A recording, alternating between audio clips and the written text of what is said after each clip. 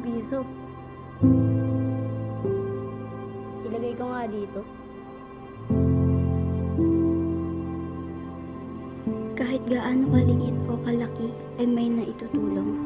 Ang bawat pera ay may angking halaga. Ang bawat bariyang ating naiipon ay maaari nating ibahagi. Maging ang isang estudyante ay may naitutulong. Kung kaya niya, kaya mo rin. Ang bawat isa ay may kakayahang tumulong.